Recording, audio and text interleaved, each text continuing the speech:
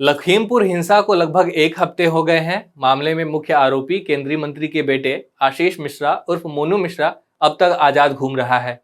दरअसल UP police की crime branch unit ने समन जारी कर आशीष मिश्रा को क्राइम ब्रांच मुख्यालय में जांच के लिए पेश होने के लिए बुलाया था और इसका नोटिस आशीष के आवास के घर के बाहर चस्पा किया गया था। शायद पुलिस को लगा होगा कि ऐसा करने से मंत्री जी का बेटा वहां पहुंच जाएगा, पर ऐसा नहीं हुआ। पुलिस ने अब किसानों को रौंदने के आरोपी आशीष मिश्रा के घर के बाहर एक दूसरा समन चस्पा करके कल सुबह 11 बजे जांच के लिए पेश होने को कहा है। इस बीच पुलिस सोच रही होगी कि परसों क्या फिर से नए डेडलाइन के साथ समन चिपकाना पड़ेगा। पुलिस की इस दुविधा के बीच अब कयास लगाया जा रहा है कि आशीष मिश्रा पड़ोसी देश नेपाल भाग गया होगा। नेपाल भागने की खबर पर अभी तक पुष्टि नहीं हुई है। दूसरी ओर सुप्रीम कोर्ट ने आज लखीमपुर मामले को हैंडल करने में ढिलाई को लेकर यूपी पुलिस को फटकार लगाई है। अदालत ने यूपी पुलिस द्वारा की गई जांच पर अपना असंतोष व्यक्त किया। उच्चतम न्यायालय ने पुलिस को उसके कर्तव्य और हत्या के आरोपी एक आम आदमी के साथ पुलिस कैसा व्यवहार करे यह भी याद दिलाया। लखीमपुर की घटना को लेकर सुप्रीम कोर्ट ने कई इंपॉर्टेंट बयान दिए हैं, तो आज इस वीडियो में सुप्रीम कोर्ट की टिप्पणियों के बारे में बात करेंगे। लेकिन इससे पहले कि हम आगे बढ़े, मैं आपसे कुछ कहना चाहूंगा। SW न्यूज नेटवर्क पत्रकारिता की सच्ची भावना के साथ खड़ा है। पत्रकारिता जो निष्पक्ष और ईमानदार है, और इसमें हमें आपके समर्थन की जरूरत है। आप हमें सब्सक्राइब करके स्वतंत्र मीडिया का समर्थन कर सकते हैं। हमारी वेबसाइट पर जाएं और सबसे ऊपरी टूलबार सपोर्ट पर क्लिक करें और वहां से मनचाहा सब्सक्रिप्शन लें। अब बात करते हैं कि सुप्रीम कोर्ट ने क्या कहा। जैसा कि मैंने वीडियो की शुरुआत में कहा, भारत के मुख्य न्यायाधीश के नेतृत्व वाली पीठ ने अपने ऑर्डर में कहा कि अदालत राज्य के कार्यों से संतुष्ट नहीं है। सुनवाई के दौरान पीठ ने पूछा कि आरोपी को गिरफ्तार क्यों नहीं किया गया। इस पर यूपी सरकार की ओर से पेश वकील हरीश साल्वे ने कहा कि पुलिस ने मुख्य आरोपी आशीष मिश्रा को समन जारी किया है। पीठ ने तब पूछा कि क्या सभी हत्या के मामलों में यही किया जाता है।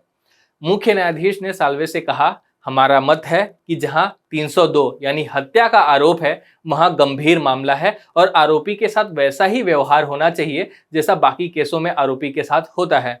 क्या बाकी केसों में आरोपी को नोटिस जारी कर कहा जाता है कि प्लीज आप आ जाइए।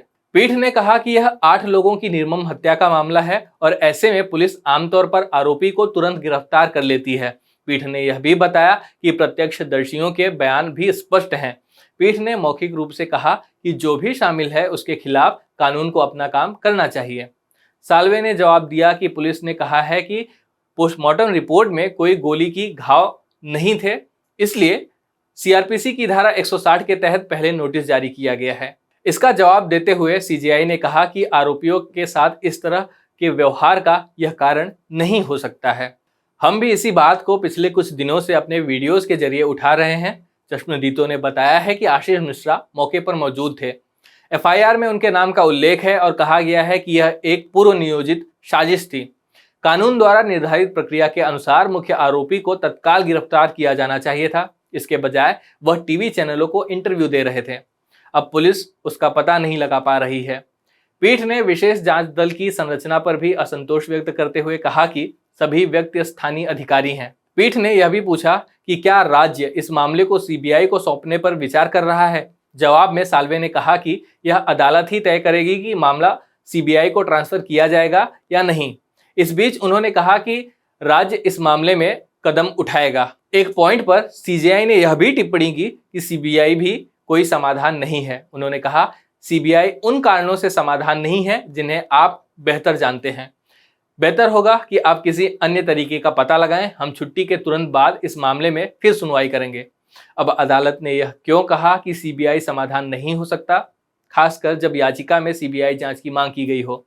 आमतौर पर जब राज्य सरकारें किसी बड़े मामले को सुलझाने में असमर्थ होती हैं या जब पीड़ित दावा करते हैं कि राज्य की पुलिस पर उनको भरोसा नहीं है, तो सीबीआई को जांच सौंपा जाता है।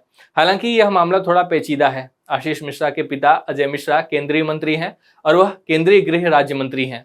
सीबीआई कार्मिक एवं प्रशिक्षण विभाग के अंतर्गत आती है और यह विभाग प्रधानमंत्री नरेंद्र मोदी के अंतर्गत आता है। एक बार तो सुप्रीम कोर्ट ने सीबीआई को पिंजरे का तोता भी कहा था। शायद यही कारण हो सकता है कि सुप्रीम कोर्ट ने कहा कि सीबीआई जांच का सही विकल्प नहीं हो सकता है।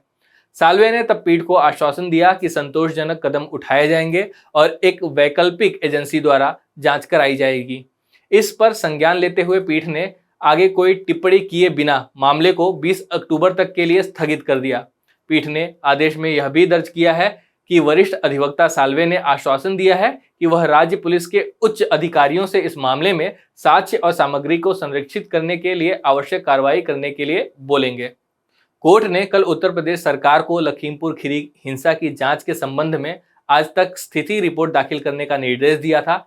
आईपीसी की धारा 302 हत्या के लिए, 304 ए लापरवाही से वाहन चलाने के कारण हुई मौत के लिए, 120 बी आपराधिक साजिश के लिए और 147 दंगा करने के लिए तथा 279 तेज ड्राइविंग के लिए, उसके अलावा 338 गंभीर चोट पहुंचाने, किसी भी व्यक्ति द्वारा जल्दबाजी या लापरवाही से कोई कार्य करके मानवता को खतरे में डालने के साथ साथ अन्य दंडात्मक प्रावधानों के साथ एफआईआर दर्ज की गई है। अब यूपी पुलिस के लिए कुछ कठिन सवाल। समन जारी कर दिया गया है लेकिन आशीष मिश्रा लापता है। यूपी पुलिस अभी तक उनका पता नहीं लगा पाई है। वही पुलिस जो पीएम मोदी के खिलाफ टिप्पणी करने वाले एक बुजुर्ग को गिरफ्तार करने तमिलनाडु गई थी, उसी पुलिस ने बिना वारंट विपक्षी नेताओं को नजरबंद रखा। जब उन्होंने लखीमपुर पहुंचने की कोशिश की तो उन्हें हिरासत में ले लिया गया। पुलिस जब विपक्ष से निपटने में लगी थी तो आशीष मिश्रा मीडिया को इंटरव्यू दे रहे थे। मीडियाकर्मी मिश्रा तक पहुंच सकते थे तो पुलिस क्यों नहीं पहुंची? या फिर सवाल यह है कि क्या वे आशीष मिश्रा तक पहुंचना ही नहीं चाहते थे?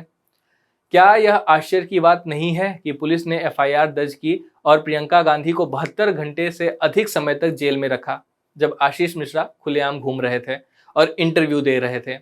अब पुलिस उसे ढूंढ नहीं पा रही है और उसके घर के बाहर समन चिपकाया जा रहा है। वहीं सुप्रीम कोर्ट की कड़ी प्रतिक्रिया के बावजूद, आशीष मिश्रा को समन जारी होने के बावजूद, उनके लापता होने के बावजूद उनके पिता अजय मिश्रा को इस्तीफा देने के लिए नहीं कहा जा रहा है। कानून, नैतिक दायित्वों और लोकतंत्र की यह घोर अवहेलना हमारी आंखों के सामने हो रहा है। पुलिस आम आदमी की रक्षा करने वाली थी, राजनेता हमारी सेवा करने वाले थे, लेकिन आज पुलिस और नेता आम आदमी के लिए तो काम नहीं कर रहे हैं, मरने वालों के लिए भी नहीं कर रहे हैं, मारे गए किसानों के लिए भी नहीं कर रहे हैं। इस मामले को लेकर आप क्या सोचते हैं, हमें कमेंट बॉक्स में जरूर बताएं।